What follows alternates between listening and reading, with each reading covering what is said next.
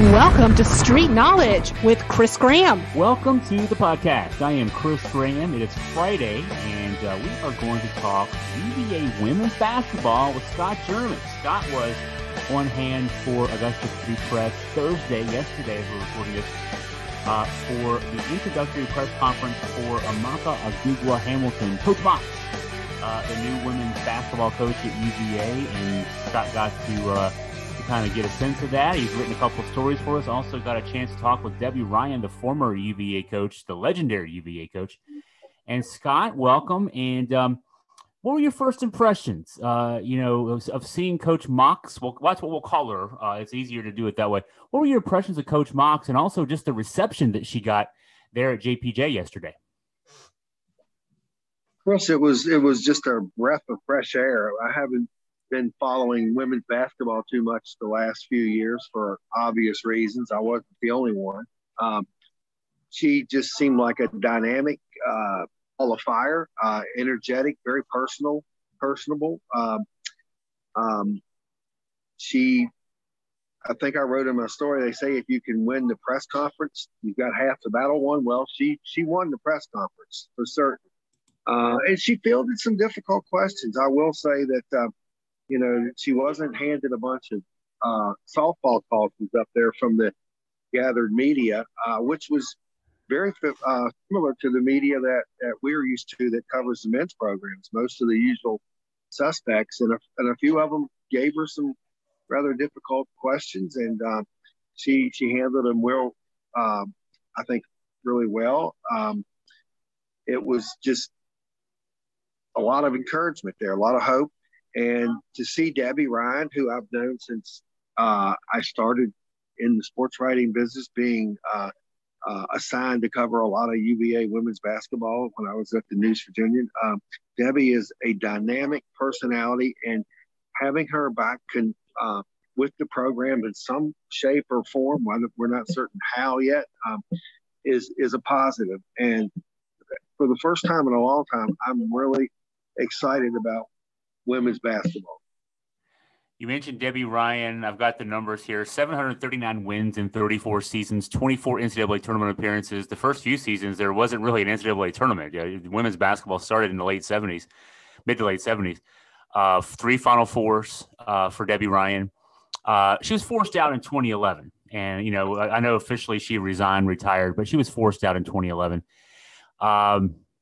After Debbie Ryan, Virginia hired Joanne Boyle, who had a good pedigree. She had coached at Cal before, Richmond. She was 204-93 in 9 seasons at those 2 jobs. Just a 129-99 record in 7 seasons. And her last season was her only NCAA tournament appearance in 2018. But, that was something to hand off. You hand off an NCAA tournament team. Tina Thompson comes in. You think, hey, we're going to build on this. And never really did. Virginia went 30-63 in Thompson's seasons, 5-22 this past season, only 0-5 last year after giving up on that season with COVID. Two forfeits this season, which were, eye-opening, the fact that was the case. And so, we're a long way away. We're 11 seasons away now, literally, and also, it feels like a million years away from where Debbie Ryan had this program in her 34 years at UVA. But Coach Mox she was 74-15 at Missouri State. Her teams are exciting. They run up and down the floor. And she's a Virginia native. She mentioned that a couple of different ways. She's back home now. And, she's got pedigree herself. She was just at Missouri State for 3 seasons, but she was an assistant coach at VCU, ODU, Michigan State. She brought her staff with her from Missouri State, so there's not going to be this long, drawn-out process of finding a new staff. And also then those folks having to learn how to work together. She's bringing her staff with her. They've got their recruiting contacts. They're going to get out there and start running now as far as getting some players in this program who can win games.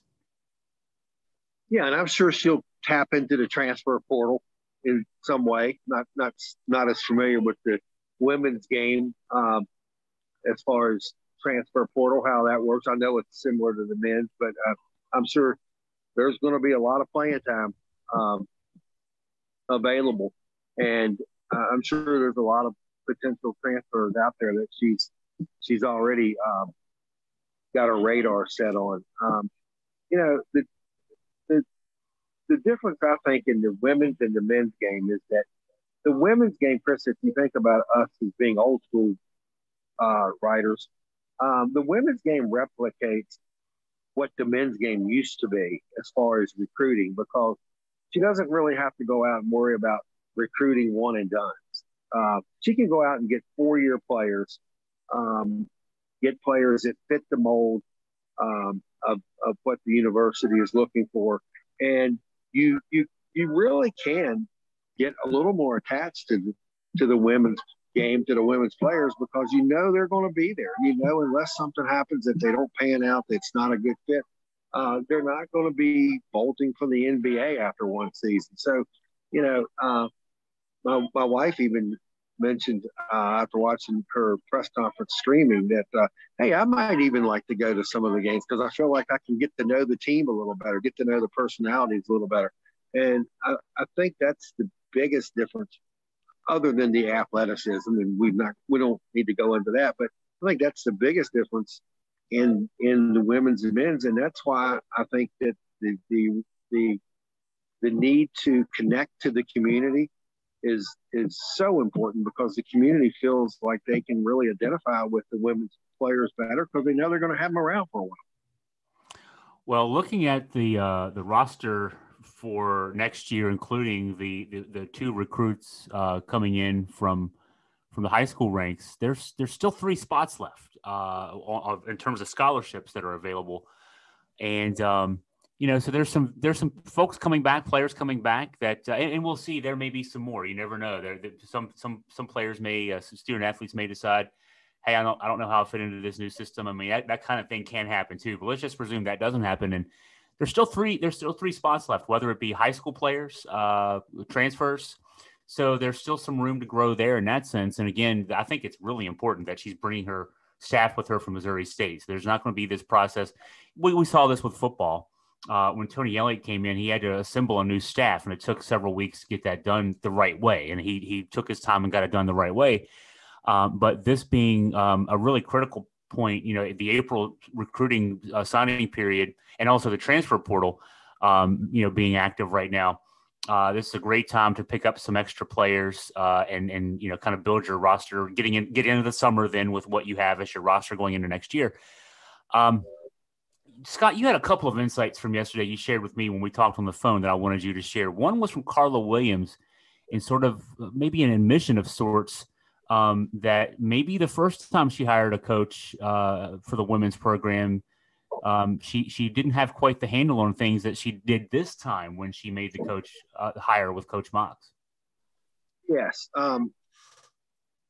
Carla admitted that 3 years into her time in Virginia, she feels more comfortable that she knows what the university is all about. And I don't know if that's an admission that maybe she didn't know, she didn't have that good feel about what the perfect fit for UVA and a coach would be when she hired Coach Thompson. I kind of read between the lines that she was admitting to that, but Carla is kind of, if you around her a lot, you can see she's kind of she's fitting in pretty well here, and I think she feels more comfortable with what is the ideal candidate for the university, because it's a unique school. You went there, Chris, you know, and the fan base is a little unique. The community of Charlottesville certainly unique in its own aspect as well. So she did say, you know, I feel more comfortable now, having been here for 3 years, that I know what fits the school better. So I really do think, and that I kind of agree. I think she does have a little better handle on what works, what doesn't work. And I got that feeling back in December when she brought Coach Elliott on.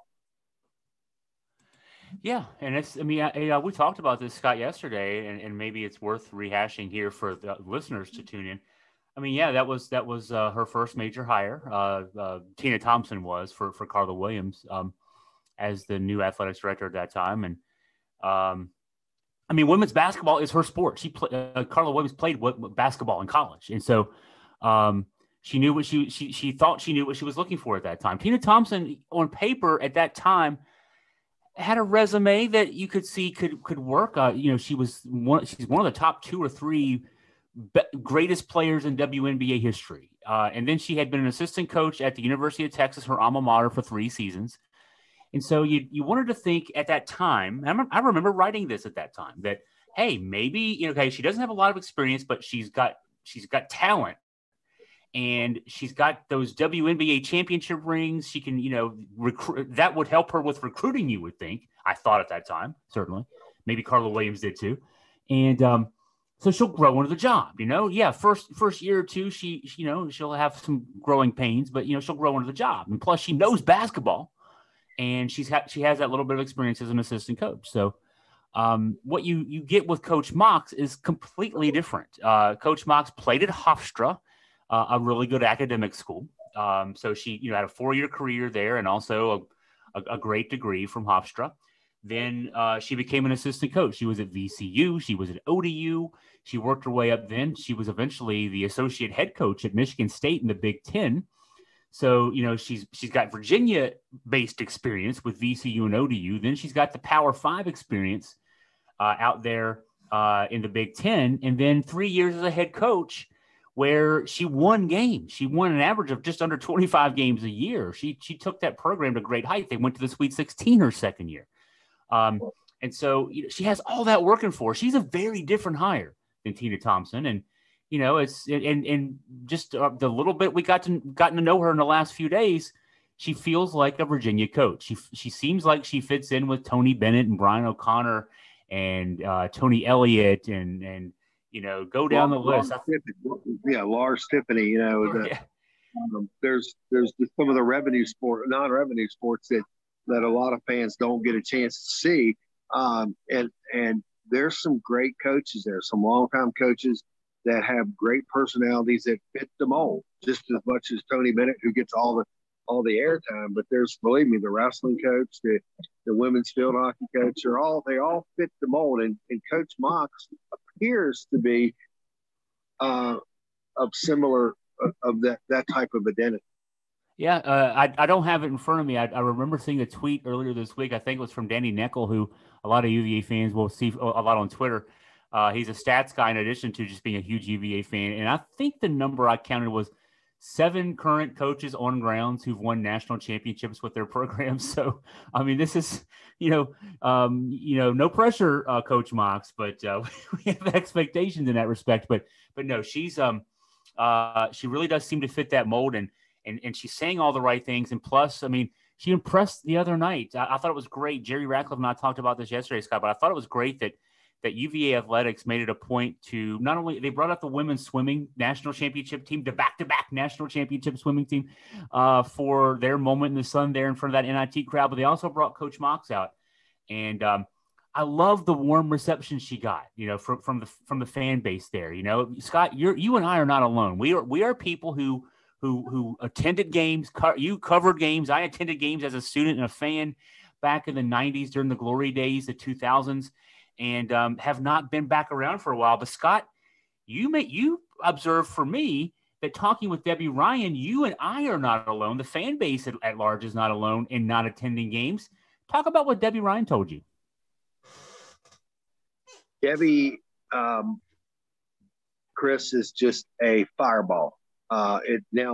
She has not changed any at nearly 70 now, I guess, than she was when I first started covering Debbie in the early 80s when she was in her 30s. She's just a dynamic person that wants this program to be successful. She still lives in the Charlottesville area. She never left after retiring from or leaving her job at UVA.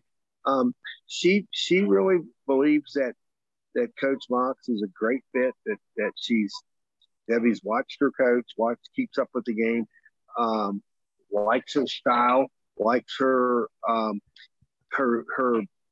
ability to give players a lot of freedom. She does that, and Debbie made a point with that's great, but with a lot of freedom comes a lot of responsibility too to the individual players. Debbie understands the dynamics of the women's game, Chris, is a little different from men as far as, you roll the ball out with the men's and you're going to have 13, 14,000 in JPJ every night. It's not quite the same. You're not going to have that season ticket base where you have season ticket holders in DC and Northern Virginia Beach, Richmond.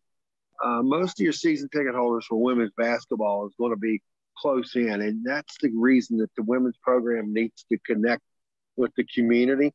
And her quote to me was, Scott, if you show the community love, they're going to show it back to you. I promise. And she's right. And I remember going to games in U-Haul, Chris, that it was nothing. It was routine, to see 5,000-6,000 people there every game, and not just the big games when we played North Carolina or Maryland, but even some of the lesser games early in the season. So I believe that we can get back to that on the women's side, and I know Debbie believes that. I know when Patrick Height and I were writing the history of University Hall, Mad About You, still available for sale. Go to AugustaFreePress.com. You can find a copy on Amazon as well. I referred to it last night. What's that? I reached down into my bookcase and got it out last night. And when I was revisiting the famous or the infamous hot dog night. Hey, I actually did too. When I was editing your story, I went back and read the hot dog night chapter again. So it kind of reminded me too. Chris, were you at that game? I was not. I was 14 years old that night. I was not 14 there. Years old. Well, the story behind that was Kim Reckert, whose husband was the sports editor, I believe, or at least Jerry, or if he wasn't the editor, he was the top beat writer for covering the Cavaliers. Her husband, Kevin, was at the Daily Progress. Kim was from sports promotions, and it was actually her idea to stage hot dog night on, and it was not an early season game. I think it was against North Carolina. It was February 5th, 86, North Carolina, 2 top 20 teams in U-Haul. Yeah. And free admission and free hot dogs and a Cokes. This is before Pepsi became the dominant brand in Charlottesville at UVA. Coke brand was prominent, and free admission. You wouldn't have had to do anything that night, Chris. We would have had 7,000, 6,000, 8,000 anyway, because it was a big game against the Tar Heels. But Kim, I think in your book and also many articles said, I knew we might have a problem when at noon the line to get in U-Haul was across Alderman Road Bridge. and I was there as a fan, did not cover that game. Chris, there had to be 15,000 people there. There was no aisles could be spotted. People were sitting in aisles. People were sitting on top of each other. And at one point in that game, I felt as though I was having a heart attack because I could not breathe. Oh, no. Did you ever get your free hot dog and Coke? Oh, heck no. Those were gone before the tip-off. They were that was part of the story in the book that hot dogs and Cokes were gone too. At halftime, I went out to use the restroom, and every concession stand already had the screen down. Yeah. And Terry Holland told me this story afterwards. Terry, of course, at that time he was the men's coach, but then he became the athletics director. And by the time we were writing the book, I think he was already emeritus athletics director in 2006. And anyway, he talked about how, because, at that time, fans might remember in later years, University Hall actually had seats in the upper deck. But at that time, it was still benches in the upper deck. So you could squeeze, that's how you could squeeze extra people in. And he said, of course, the fire marshal comes, and you mentioned that in your story, and that's what we wrote about a lot in the book. The fire marshal comes also that night and says, can't do this ever again. This is a danger. This is a violation, etc. And so they set the official capacity. Scott, I think your story, you said 8,500. It's somewhere between 8,500 and 8,900 was what they set the official capacity at. But Terry said that they routinely, for men's games for many years, had been sneaking 10,000 in the games. And he said, yeah, so great promotion, Terry said. Great promotion because we cost ourselves 1,500 extra tickets a night for how many years? That one hot dog night got a lot of people in to see a women's game, and it also cost us tens of millions of dollars after that. For 22 years. If it was 1986, U-Haul ended, and U-Haul last game in U-Haul was, I think, 2005. 2006, actually, early 2000. So 20 seasons of less people being in the arena. Yeah. So if there, and I'm sure there is somewhere, if there is an official list of game day promotions gone bad, I'm sure that the Beck family would be accountable for some of those. The $2 beer night in Comiskey Park. The Disco Demolition night was a good one. Yeah. Frisbee night at Comiskey Park, bat night, and a hot dog night at University Hall.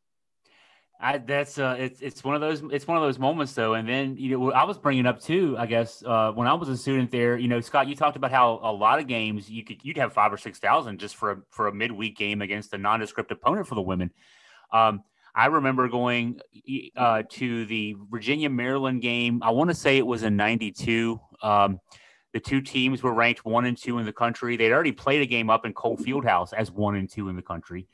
And, I was used to as a student sitting, for the men's game, sitting right behind one of the two baskets. At that time, that's where the students sat. Now they, at JPJ, they sit more behind the benches, but back then we sat behind the baskets. We were really close to the floor. If you got there early, you sat really close to the floor.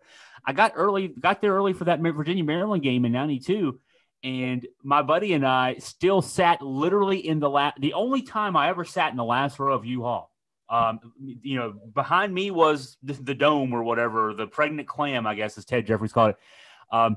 And it was so loud that night. And in the book, we interviewed, among the players we interviewed, and that was a game we talked about a lot. Dina Evans, I remember, told this story. She said there was during one timeout, even during the timeouts, it was loud. She said they just have never experienced anything like that. And she said she turned to Dawn Staley and was screaming at the top of her lungs.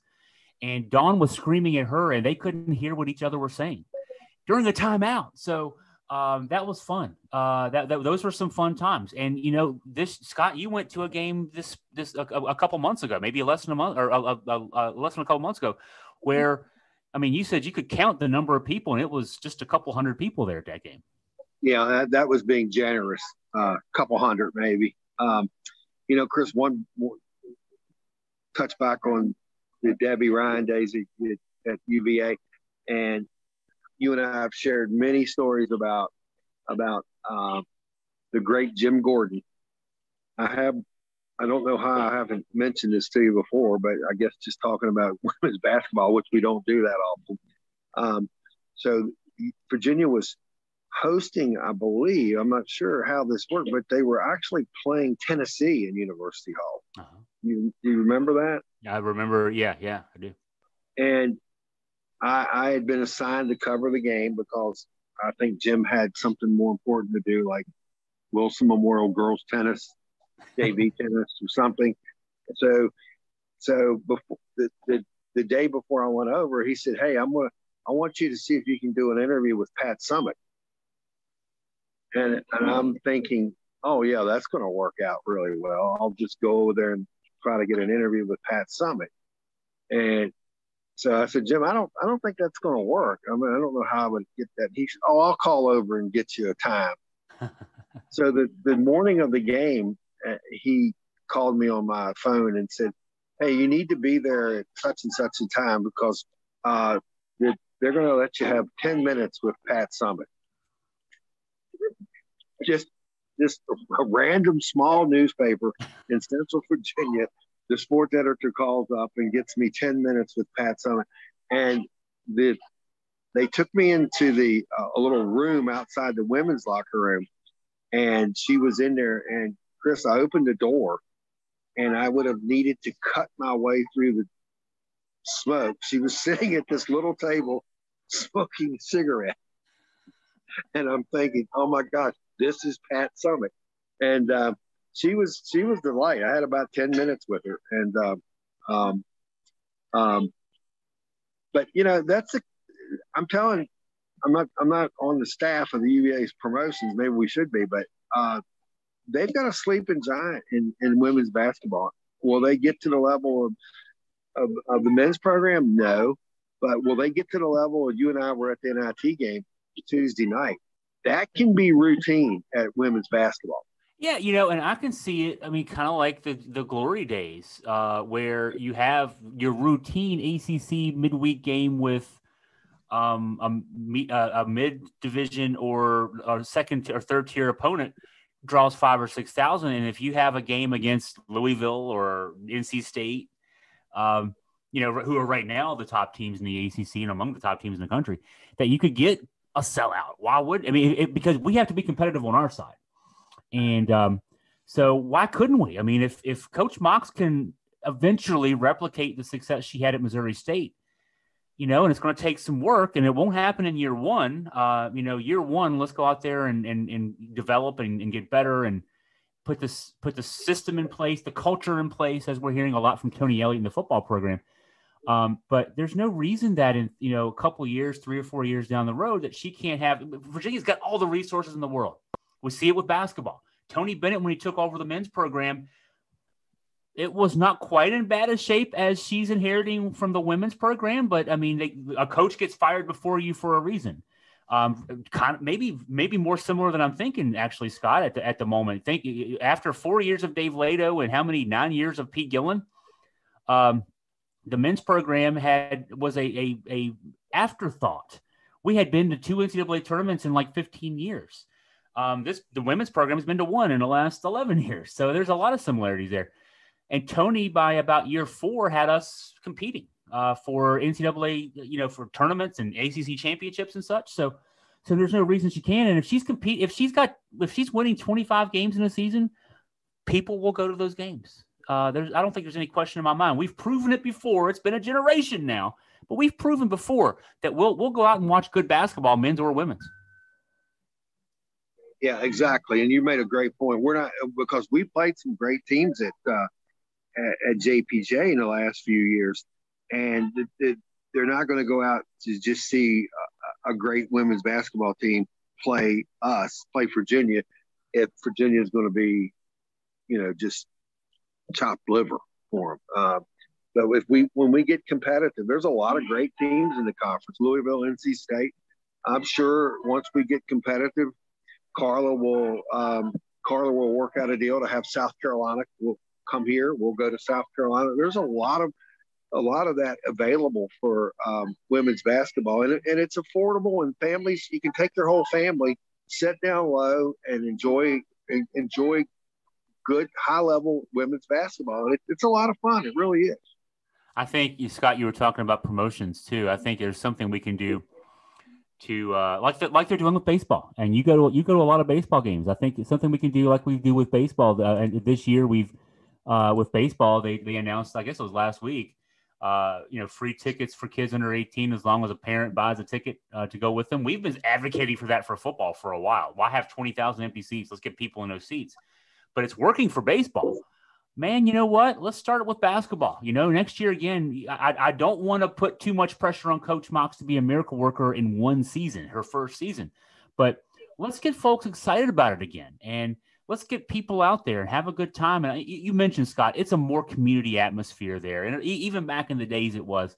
I know some hardcore Virginia women's basketball fans who, even through the thin of where we are now, that they have been going to the games regularly. They're among the relative few right now, obviously, but they support the team, and we need to build that up because we want it by the time, let's say, year 3, and she's got us in contention in the ACC.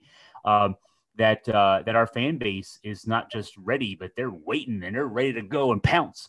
So I think that we need to get those promotions folks working to get some folks to the games. Yeah, with baseball, and it's already noticeably better atmosphere in Davenport Field because kids make a lot of noise. I think the baseball promotion is that for every adult ticket, you get 2 free children's tickets, I believe. Okay. So a family of 4, mother, father, could buy tickets and take 4 kids with them, or a father could take 2 kids, or father, and basketball is just affordable, much more affordable than than what men's tickets are, and a lot of men's tickets are already advanced sales season tickets. So yeah, she's going to have her work cut out for her, but I'm telling you, there's no reason that basketball can't be. Virginia women's basketball can succeed at the highest level, in my opinion. There is no. I believe it might be easier for the women to sustain the highest level of success than it is men's, just because of the transfer portal. And the one and done. Yeah, because WNBA is not allowing players really to leave school early to play in the WNBA. So, yeah, I think those are two reasons why that can be the case. Once you build it up, it can be sustainable, no question. Well, Scott, I think I hinted earlier that we'll talk we were going to talk men's basketball here, but I think we should leave this a women's podcast, and maybe you and I get back together next week. We're seeing lots of names out there. I need to talk to you a little bit about some of the ideas roster wise, but we might get a better sense of this by early next week in terms of who's staying, who's going, who UVA's targeting, perhaps in the transfer portal, the recruiting. There's possible news of London Johnson, a recruit that Virginia's been targeting for the 2022 class. So let's maybe save that for next week. But anything else on women's basketball as we're getting ready to wrap up here? Well, I will tell you this, and I did not know this because I have not followed women's basketball that seriously in the past decade. Okay. But I will now, because I've kind of had my batteries recharged with this hire. One of the top junior women's junior players in women's basketball is from Chesterfield, Virginia, 6'2", center forward, by the name of Mia Wolfik. Okay. Does that name ring a bell? It sounds like the name of a guy who plays baseball and also does a little football in the off season. That would be because it is his sister. Great academic student, I've been told. And already on a lot of people's radars. So what better way to hit a home run to tap into Virginia high school girls basketball, I've been told by a number of people, is far more advanced and far more higher rated than boys basketball. For some reason, I don't know why that is. Maybe it's because the women don't play as much travel ball. Maybe in the summer, I think they do, and travel ball only makes you better. Maybe it's just a crop of people right now. I mean, there's other sports for women to play too, but there's a few more sports, football and baseball. I mean, there's softball for girls in high school and that level, but football takes away a lot of athletes, and there's no complement in girls sports. So maybe that's think about it. There's college Division 1A teams have 85 scholarships for football, so that takes away a lot of athletes. So maybe there's a factor there, just in general across the board. Yeah. So there are some really nationally recognized players coming up, juniors, probably seniors. It's too late to get in on the recruiting of those. Maybe not. I'm not sure. I guess they have signed, but so she's, Coach Mox has got a lot of opportunities there. I read something about she's inheriting a bare cupboard, which is probably true.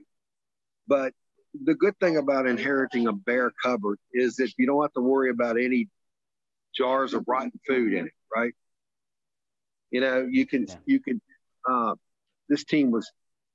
past season's team, let's face it, was bad. And I don't know how many players will leave, or how many players I don't think any will be asked to leave per se, but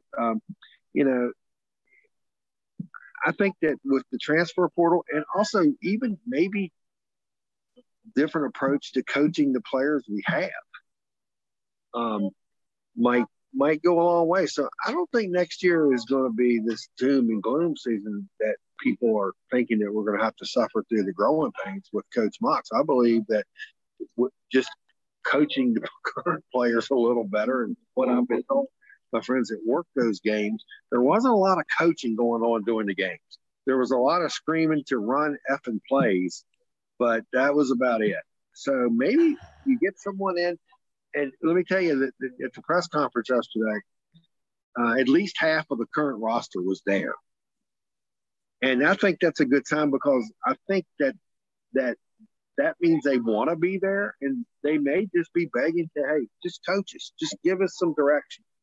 Yeah. Put us in the right places, put us in the right positions, and let us do what we do. Yeah.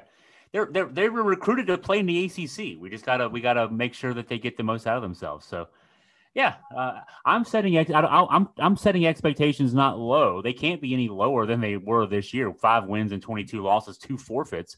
But just Coach Mox comes in with a pedigree of winning 25 games a year. We probably won't do that year one, but give her some time, and she's got a track record. She can get us there. So. Yeah, and the ACC is definitely a very high level of competition. If you think about the programs in the conference right now, NC State, Louisville, North Carolina, Duke had taken a step back a little bit, but Virginia Tech with Kenny Brooks has really done well. So it's a tough conference, but I also think that'll work in favor of Coach Mox, because you're recruiting players to play in one of the highest level conferences in women's basketball. That's right. You can say, if we can build a team, if you're sitting in a recruit's living room, if you want to be a part of a program that wants to play on that level, and you got two, right now Louisville and NC State are top teams in the country. And if we can build ourselves up to be able to beat them, that means we're as good as them. That means we're one of the top teams in the country. Yeah, that sets a nice goal. That sets a nice target to try to get over top of. So, I don't know if you noticed this yesterday, but in the back of the in the back seating of the press conference yesterday, Coach Bennett was sitting there. Yes, did see that. He was there attentively. Had a big smile on his face in one picture I saw. Also posed for a sort of a selfie with Coach Mox. So it's great to see the support across the programs like that. Definitely. And they'll be sharing that house. That's their house together now. The JPJ house is theirs, and so it was great to see Coach Ryan there as well. All she needs to do is be sort of the face of the program. That she's stepped back from that role in the last few years. It's tough when you've built the program up the way she did to be a championship level program consistently every year. And then over the past 10 or 11 years, see it go down to the exact opposite. To be the doormat of the ACC. And she'll be a visible presence at games again. And that's exciting to see as well. Chris, I was looking at an article earlier today. And trying to find it. Currently, there's 665 women's basketball players in the transfer portal. Wow, that's more than I would have thought. There's around 700 men, so the women's transfer portal is just as active as the men's, just about. Yeah, and breaking that down a little, Power 5 is 115, grad transfers 188. So far, the ones that have signed D1 to D1 has been 56. Power 5 to Power 5 so far has been 13. Power 5 to non-Power 5s has been 14, and currently still in the portal, almost 500 players. Wow. There's a lot of potential there. This is almost April, Chris, and there's 500 players that do not have roster spots next year. And the season's not over yet. There's still 16 teams playing, and, there will be a few players from there and, other teams that recently just lost, and their coaches are going to do their exit interviews with them. There's going to be some more talent there. So, yeah, there's going to be some players out there, and there's still some high school recruits who probably are looking at, just like we talked about London Johnson, the men's player who's being looked at heavily by UVA, and there's a lot of thought he'll come and add his name to the 2022 class. There are a lot of women out there just like that as well. So, yeah, there's players out there. There's talent out there, and we've got excitement for the first time in a long time behind Virginia women's basketball, and maybe we can use that excitement to help get some of those players to come to JPJ. Now, so I know we're talking about women's, but I will jump off topic a little bit and go to men's. I don't know if you've seen this or not, but I just read that we have our first transfer name in the men's side transfer portal. Did you see that?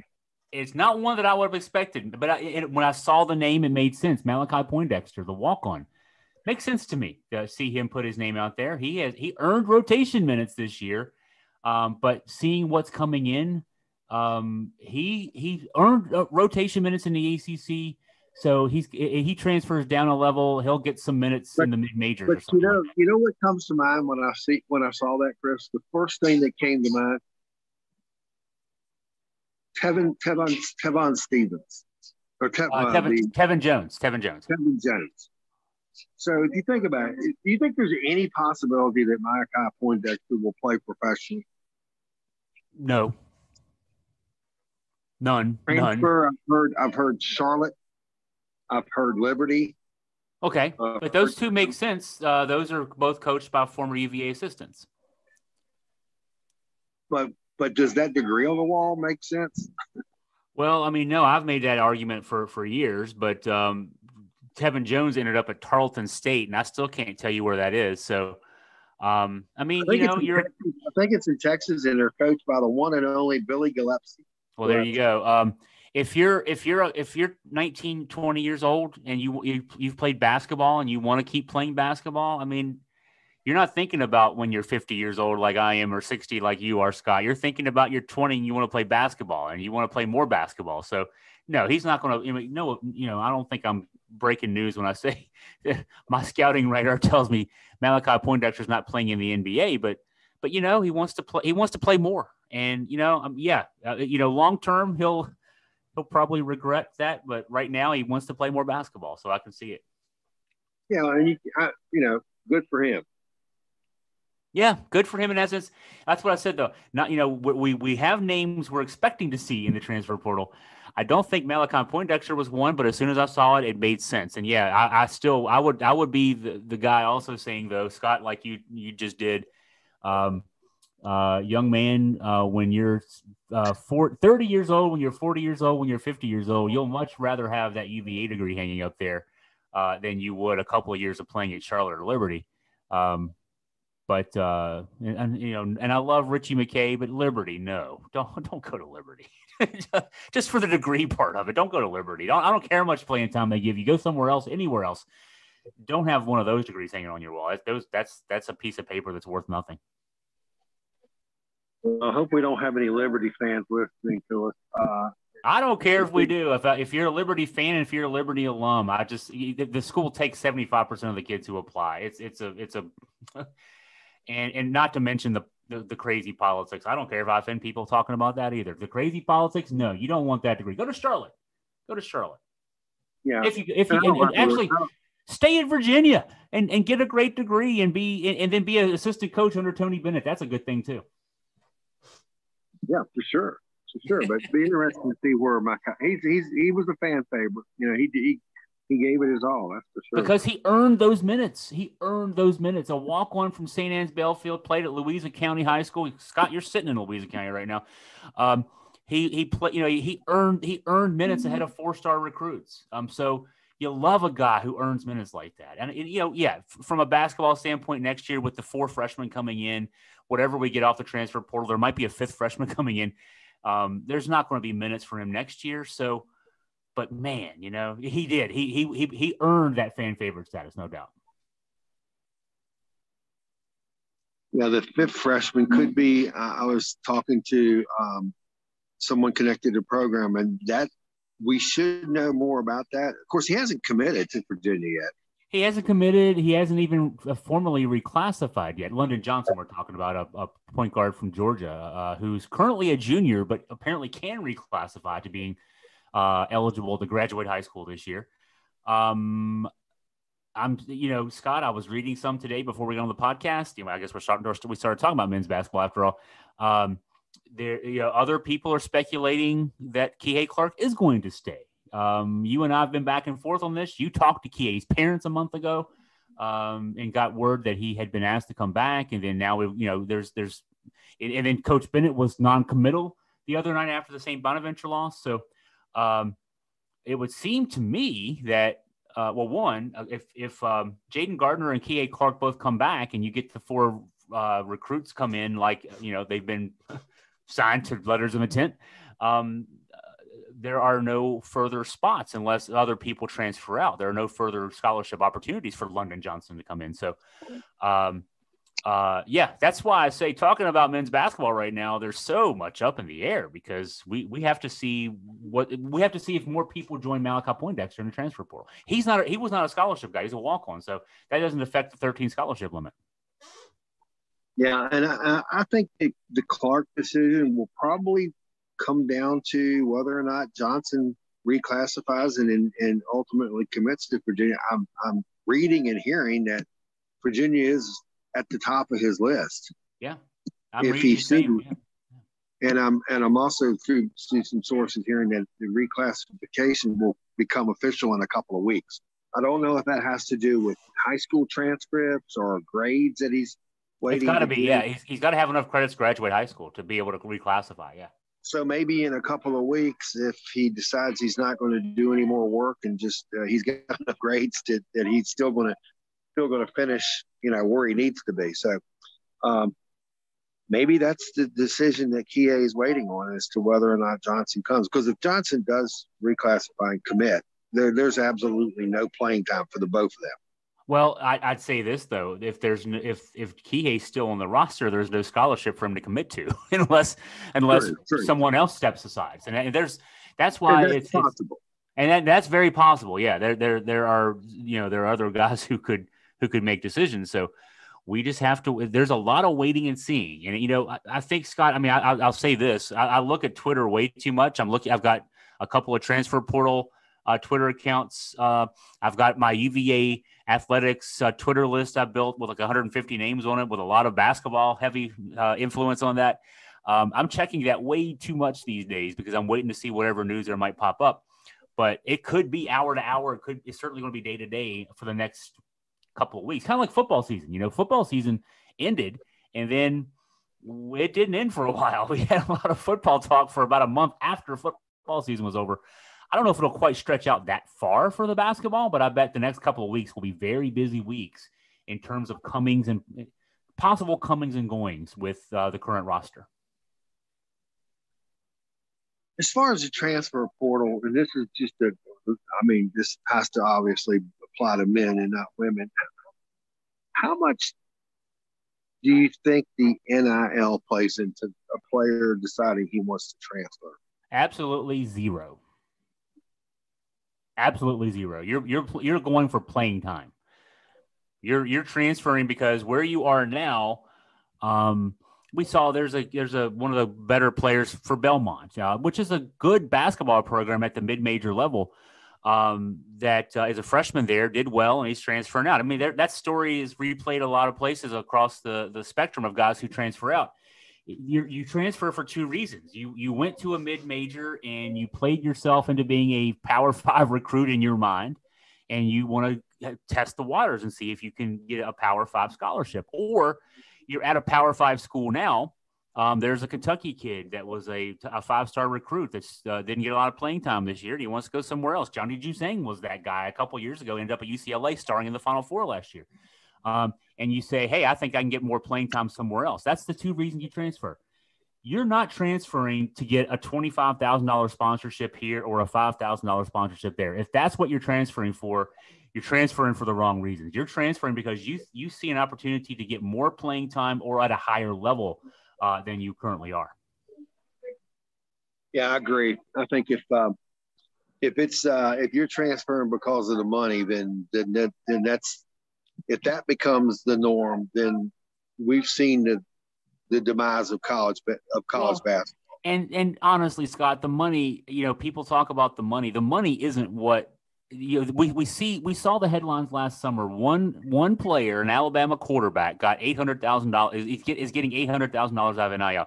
There's a couple of high school kids who are signing up for NIL deals that are lucrative. It's just like the one and dones in basketball. there's 5 or 10 guys that amount of money is available to. The vast majority of athletes and student athletes in college are not going to get anything close to that. They might get a little bit of pocket money. That's about it. And so I think that this is playing out the way we kind of expected it to. The schools they're going to try to work. UVA's trying to work now to put together a collective. They already have, but they're now going to work to try to get some money in. But it's not going to be money that is a full-time job equivalent, or certainly even that, much less NBA level money or anything like that. It's a little bit of money in their pocket. It's a little bit of jingle, but that's about it. It's not life-changing amount of money from NIL. Changing the subject again. Just when you thought the NCAA couldn't screw up anything any worse, Chris, I learned something yesterday that proved me wrong. They can. Not sure if you knew this or not, but the NIT is owned by the NCAA. Mm-hmm, mm-hmm. The NCAA, this is the last year that the NCAA, that the National Invitational Tournament Finals is going to be guaranteed to be played in Madison Square Garden. Okay. They are putting it up for bid beginning with next season's Final Four.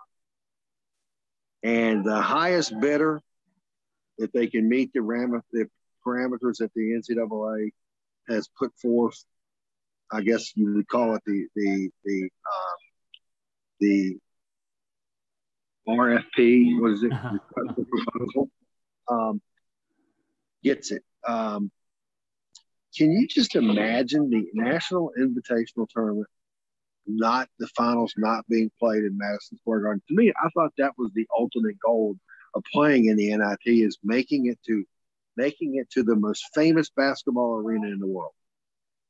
I'll tell you what, I mean, if we're going to change things, here's what I'd advocate for. I said this on a podcast with someone else earlier this week. The NCAA owns the NIT. The NCAA obviously owns the NCAA basketball tournament. Let's just put those together. Let's just make the NCAA tournament a 96-team tournament and get done with the NIT. Let's just put everybody in a championship tournament, or you're not in a tournament. I mean, because I say the same thing about football. Let's just have a bigger playoff and get rid of the stupid bowl games. But if you have a 96-team tournament, you have 64 teams play in the first round. You have 32 teams who get buys, and then you kind of play from there. I mean, it's just so you have a second round with 64 teams playing, but with 32 having had buys. It puts some value on the regular season, because if you're a top 8 seed in your region, you get a bye.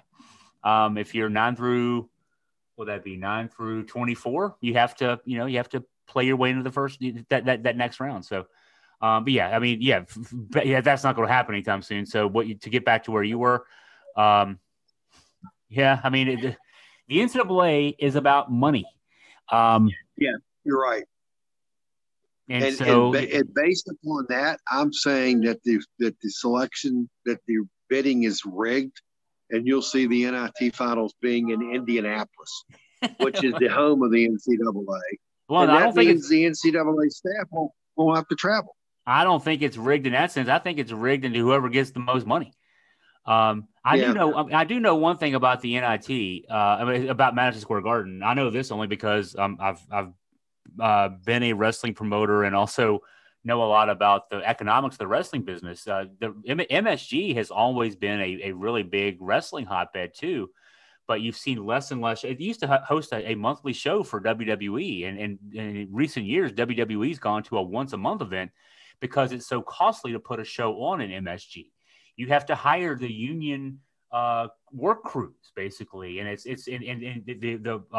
the rental costs are so prohibitive on top of that, and so I mean, knowing what I know about how much it costs to run events in MSG, I can kind of understand it. That if you're willing to put it out to bid, hey, if New York wants to bid for it, if Dolan, I think James Dolan, the owner of the Knicks, I'd have to look this up to guarantee 100%, but I'm 95% sure, if not more than that James Dolan, because he owns the Knicks, also owns MSG. I mean, it could be they're getting squeezed even more on the rental fees because of that. So, it may not be as money grabbing as you think. There might be some other factors at play there. I'm not sure who owns the Garden. If it's at one time it was publicly traded over the New York Stock Exchange because I received a birthday present of one share of Madison Square Garden many, many, many, many years ago, and I have no clue what. A quick Google search confirms for me that it's James Dolan, the owner of the Knicks. Okay, so it is. Is it still publicly traded on the NYSE? He is the executive chairman and CEO of Madison Square Garden Sports. So it may be publicly traded, but it's got an owner. And he is not known for being easy to work with in lots of ways. So yeah, there may be a cost aspect to this, and so they may be putting out. Owner that got Charles Oakley thrown out of Madison Square. That's exactly right. That was what I was alluding to about not being easy to work with. Yeah, and getting other fans thrown out who are critical of him. Not Charles Oakley, the most well-known person, because he's obviously a former Knick. But yeah, so there may be, certainly the NCAA looking to add some money to its coffers, but they're also maybe looking to just get some money out of the spending part of the budget thing there too. So we'll see. I mean, it would be great if MSG, if they're squeezing him for money, squeeze him for every dime you can get. And if they don't get it, I don't want to just say that's because they're leaving MSG. There may be other factors at play. I'd have to look more into that, but that's my first instinct, is to say that there's probably other factors at play there. So, Chris, I know we're probably running short, but to wrapping up our unofficial, we are unofficially part of the UEA sports promotions office. I just read that the tickets for the Roman tournament in Las Vegas at T-Mobile Arena are now on sale. Okay, let's look here. I want to remind myself of who is playing in that tournament. I know Virginia is. It's the Las Vegas main event, and Baylor, Virginia, UCLA, and Illinois. Great field. Not a bad couple of. I mean, we're going to play two of those three teams other than us. We're going to get two good games. Our out of conference strength of schedule next year will be a lot better than it was this year. For sure, and hopefully we'll have the horses to handle that scope. Yeah, that is November. Let's see, what is the date on this? Tickets are on sale now, as you mentioned, Scott. It is they've been on sale since February 28th. I didn't realize, so we're behind here. We were at a game when this was announced, and it was announced publicly for the first time at the game back in February. It created a lot of buzz in media on Media Row. Yeah, a lot of people looking at their schedules for November to see when we get to go to Las Vegas. It is November 18th, I think, is the first day. November 18th to 20th. So it's actually a 2-day tournament. As one of our media colleagues said, there was a lot of people looking at their calendars and also checking the terms of the statute of limitations. Oh man, we'll have to leave some people behind to cover the football game that weekend. There's also a pretty meaningful football game. Virginia hosting Coastal Carolina. Could be a big game for Virginia, especially.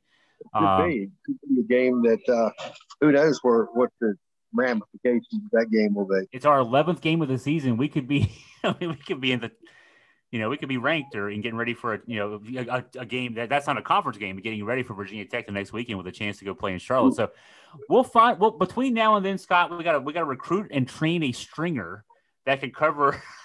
Yes, let's hope that 11th game we're not playing for bowl eligibility, because I believe if that's all that game means, the two of us will be in Vegas. Yeah, I know. So we have to think this through a little bit. And ahead of time as well. So, but yeah, that is coming up. So, I mean, yeah, that's it's only 8 months away, but make your plans now to at least watch that, if not be there in person. And what happens in Vegas stays in Vegas, except hopefully a couple of wins for Virginia come back with us. It's going to be a great tournament for sure. Looking forward to next season already. Well, we got some time to get there, and we got baseball to especially to get us through, lacrosse to get us through, and then football and everything else. Well, Scott, Thank you for your time. I got to get you back on next week. And great stories, by the way. Great stories on Debbie Ryan and on Coach Mox this week. Good work on both those stories. Yeah, I hope we have a more full plate next year during basketball season. I hope we're having to juggle. I know we'll be at all the men's games, but I hope we will be at courtside for a lot of women's games next year. That's right. Hopefully we double our schedule next year. We got some stuff there too. So for Scott German, I'm Chris Graham signing off here on Street Knowledge. Thanks everyone for your time today.